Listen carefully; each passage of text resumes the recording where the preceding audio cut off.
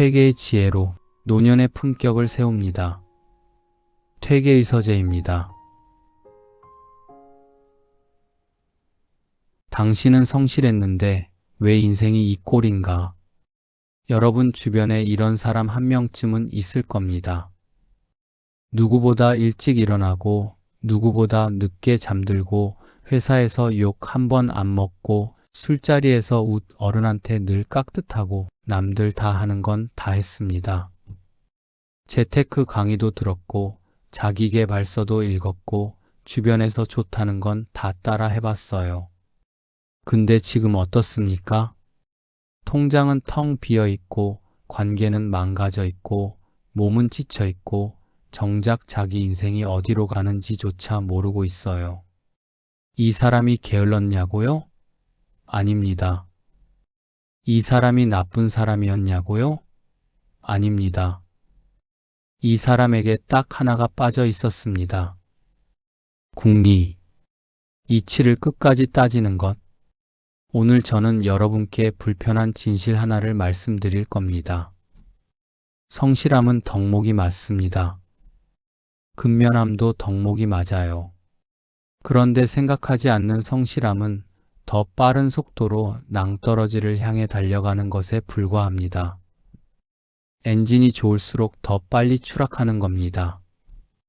도살장으로 걸어가는 소를 생각해 보세요. 그 소는 게으르지 않습니다. 두 발로 멀쩡히 걷고 밥도 잘 먹고 건강합니다. 그런데 결말이 어떻습니까? 이치를 따지지 않는 인간이 딱 그 꼴입니다. 열심히 걸어가고 있는데 가는 곳이 도살장인 거예요. 저는 오늘 이걸 지적 자살이라고 부릅니다. 자살은 자기 손으로 자신을 죽이는 겁니다. 지적 자살은 자기 머리로 생각하기를 포기함으로써 천천히 조용히 자신의 삶을 죽여나가는 겁니다. 칼을 쓰지 않으니까 아프지 않아요. 피가 안 나니까 몰라요. 근데 10년 지나고 20년 지나고 나면 남은 게 없는 겁니다. 오늘 이 영상은 여러분을 위로하려고 만든 게 아닙니다. 여러분을 깨우려고 만든 겁니다. 불편하실 수 있어요. 그 불편함이 바로 여러분 안에 아직 살아있는 이성의 반응입니다. 끝까지 보십시오. 자, 질문 하나 드리겠습니다.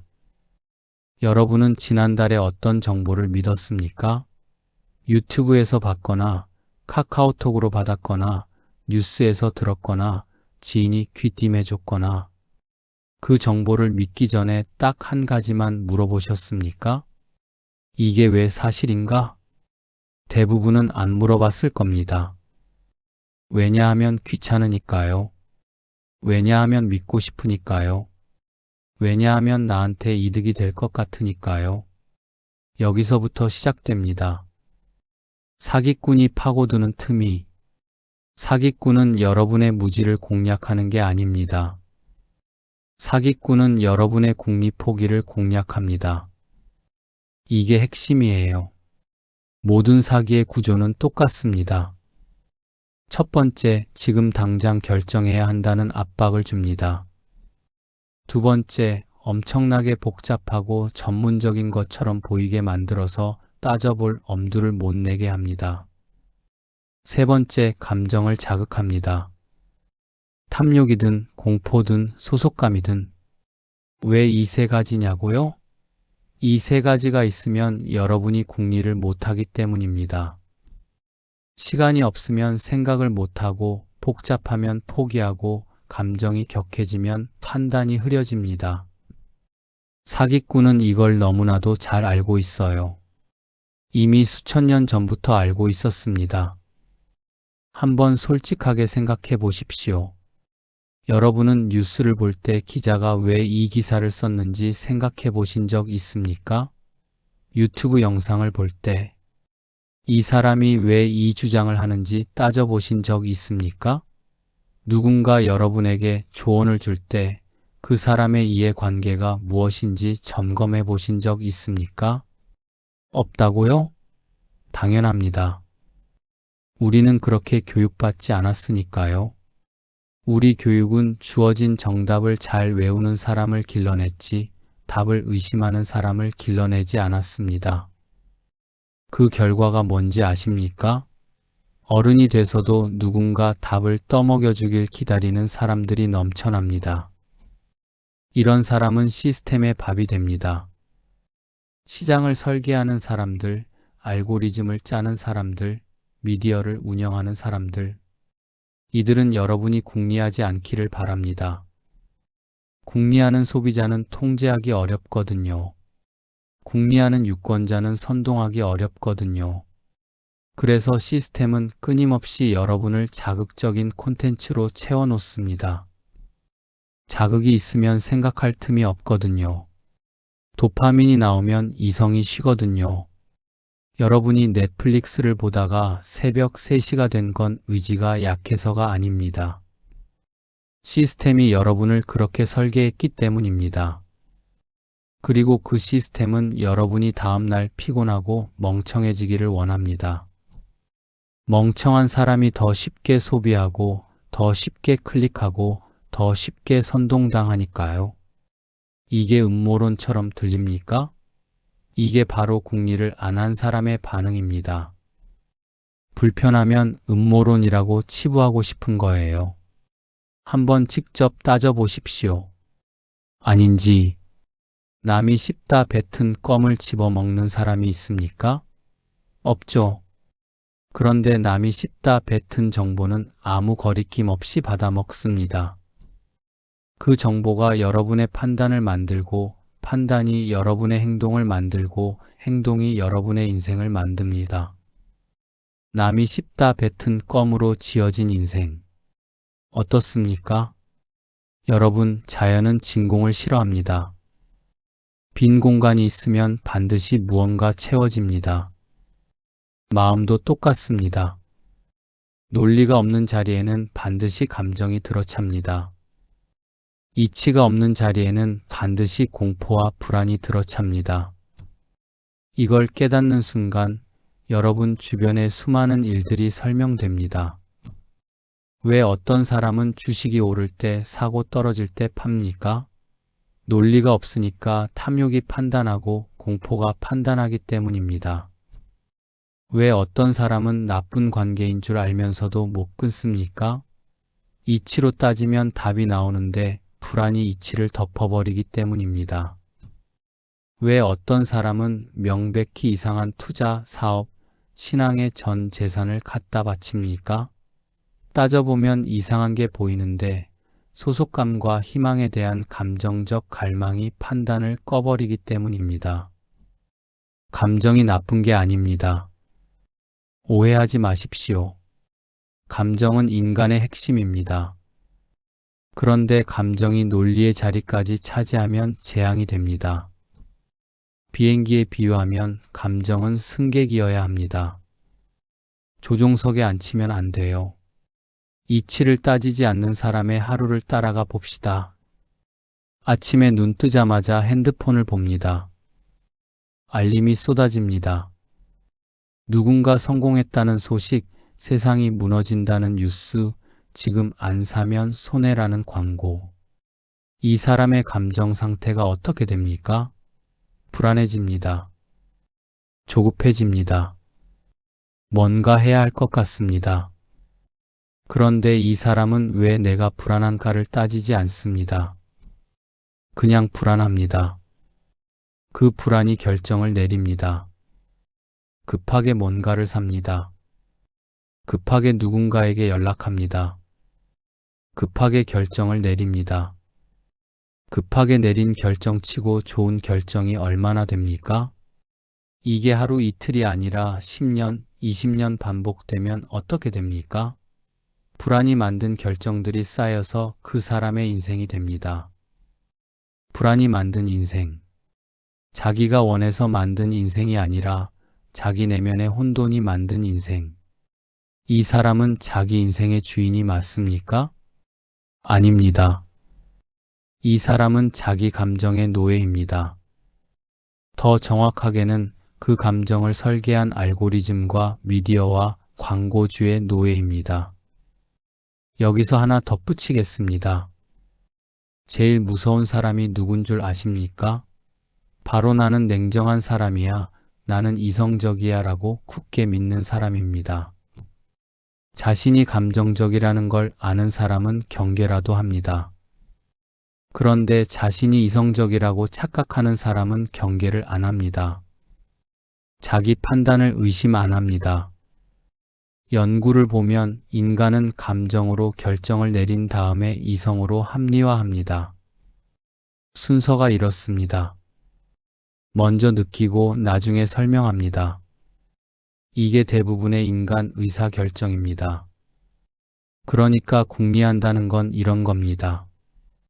내가 지금 이 결정을 내리고 싶은 게 감정 때문인가, 이치 때문인가를 매번 점검하는 것. 이게 쉽습니까? 아닙니다. 이게 자연스럽습니까? 아닙니다. 그래서 훈련이 필요합니다. 훈련 없이 감정의 파도에 몸을 맡기면 어디로 갑니까? 파도가 데려가는 대로 갑니다. 내가 가고 싶은 데가 아니라. 여기서 저는 좀 잔인한 말을 하겠습니다. 지금 여러분 인생에서 반복되는 고통이 있습니까? 계속 같은 유형의 사람한테 상처받는다거나, 계속 같은 이유로 돈을 잃는다거나, 계속 같은 패턴으로 관계가 망가진다거나, 그 고통이 반복되는 데는 이유가 있습니다. 여러분이 궁리하지 않았기 때문입니다. 처음 실수를 했을 때 그 실수의 이치를 끝까지 파고들었습니까? 왜 이런 일이 생겼는지, 내 어떤 판단이 문제였는지, 그 판단의 뿌리가 어디서 왔는지, 아니면 그냥 에이, 재수가 없었지 하고 넘어갔습니까? 재수가 없었지는 세상에서 가장 비싼 자기 위안입니다. 이 한마디가 반복되는 비극의 씨앗입니다. 재수 없음으로 치부하는 순간 배움이 없습니다. 배움이 없으니 변화가 없습니다. 변화가 없으니 같은 상황이 오면 같은 반응을 합니다. 같은 반응은 같은 결과를 낳습니다. 이걸 굴레라고 합니다. 이 굴레에 걸린 사람들을 보면 공통점이 있습니다. 스스로를 불운한 사람이라고 생각합니다. 왜 항상 나한테만 이런 일이 생길까라고 말합니다. 근데 제가 그 사람의 과거를 보면 패턴이 보입니다. 매번 같은 신호를 무시했고, 매번 같은 이유로 잘못된 선택을 했고, 매번 같은 방식으로 책임을 회피했습니다. 불운이 아닙니다. 궁리의 부재입니다. 여러분, 후회를 해본 적 있으십니까? 당연히 있겠죠. 그런데 그 후회에서 실제로 배운 적은 몇 번이나 있습니까? 후회는 고통입니다. 고통은 회피하고 싶습니다. 그래서 대부분의 사람은 후회를 느끼는 순간 그것을 빨리 끝내려고 합니다. 다른 걸 보거나, 다른 생각을 하거나, 술을 마시거나, 자거나, 고통에서 빠져나오는 겁니다. 근데 그게 정확히 궁리를 포기하는 순간입니다. 후회의 고통을 끝까지 따라가야 합니다. 왜 내가 이 결정을 했는가? 그 결정을 하게 만든 내 믿음은 무엇이었는가? 그 믿음은 어디서 왔는가? 그 믿음이 틀렸다는 증거는 무엇인가? 그렇다면 내 믿음을 어떻게 바꿔야 하는가? 이걸 끝까지 파고드는 게 궁리입니다. 이걸 하지 않으면 후회는 그냥 고통으로 끝납니다. 고통만 있고 배움은 없습니다. 그리고 같은 실수가 다시 찾아옵니다. 노년에 가장 많이 듣는 후회가 뭔지 아십니까? 그때 좀 더 생각했더라면. 이 사람들은 대부분 성실하게 살았습니다. 나쁜 사람이 아니었습니다. 그런데 평생 흘러가는 대로 살았습니다. 주어진 일을 했고, 주변이 하라는 걸 했고, 사회가 정해준 코스를 따랐습니다. 그리고 마지막에 자기 인생이 자기가 원한 인생이 아니었다는 걸 깨닫습니다. 그때 가서 궁리하면 어떻게 됩니까? 늦습니다. 궁리는 소급 적용이 안 됩니다. 지나간 결정을 되돌리지 못합니다. 그래서 지금 해야 합니다. 지금 이 순간부터. 이걸 지금 하느냐, 10년 뒤에 하느냐, 죽기 직전에 하느냐. 그 차이가 인생의 질을 결정합니다. 그렇다면 어떻게 국리를 시작합니까? 거창하게 생각하지 마십시오. 국리는 습관입니다. 그리고 모든 습관은 작은 반복으로 시작합니다. 5가지 질문을 소개합니다. 이 질문들을 하루에 한 번씩 어떤 결정 앞에서든 던지십시오. 첫 번째 질문. 이것이 왜 사실인가? 누군가 주장을 할 때, 정보를 줄 때, 뉴스가 나올 때, 그냥 받아들이지 말고 이 질문을 하십시오. 근거가 있습니까? 근거의 근거는 믿을 만합니까? 이 질문 하나만으로 사기의 80%를 막을 수 있습니다. 두 번째 질문. 이 사람이 나에게 이것을 말하는 이유가 무엇인가?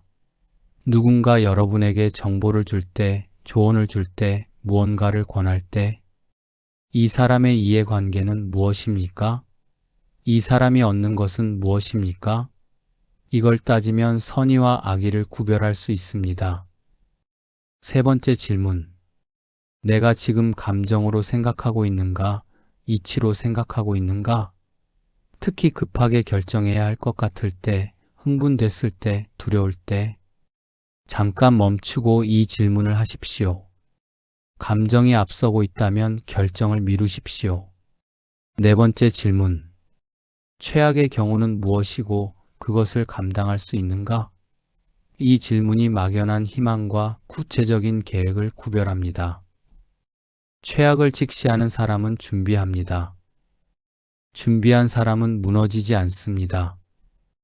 5번째 질문. 이것이 반복되는 패턴인가? 비슷한 상황이 전에도 있었습니까? 전에는 어떻게 됐습니까? 왜 그렇게 됐습니까? 이 질문이 굴레를 끊습니다. 이 5가지 질문. 어렵지 않습니다. 귀찮습니다. 그게 문제입니다. 귀찮음을 이기는 사람이 궁리하는 사람입니다. 마지막으로 한 말씀 드리겠습니다. 생각하기를 포기하는 순간 당신의 소유권은 남에게 넘어갑니다. 당신의 시간 소유권은 알고리즘에게 넘어갑니다. 당신의 지갑 소유권은 마케터에게 넘어갑니다. 당신의 판단 소유권은 미디어에게 넘어갑니다. 당신의 감정 소유권은 그 감정을 자극하는 콘텐츠에게 넘어갑니다. 그리고 결국 당신의 인생 소유권이 통째로 남에게 넘어갑니다. 자유로운 사람처럼 보이지만 철저하게 통제당하는 삶. 이게 국리 없이 사는 사람의 실체입니다. 국리는 어렵습니다. 불편합니다. 내가 틀릴 수도 있다는 걸 직면해야 하고 내가 속았다는 걸 인정해야 할 수도 있고 지금까지 믿어온 것을 버려야 할 수도 있습니다. 그게 두렵습니까? 도살장으로 걸어가면서 풀이나 뜯는 것보다는 낫습니다. 궁리하십시오. 이치를 따지십시오. 질문을 멈추지 마십시오. 당신의 인생은 당신이 생각한 만큼만 당신 것입니다. 오늘 영상 여기서 마치겠습니다. 지금 당장 댓글에 이 5가지 질문 중 하나를 적어 보십시오. 내 삶에서 가장 먼저 적용해야 할 질문을. 그게 당신의 국리가 시작되는 첫 번째 순간입니다.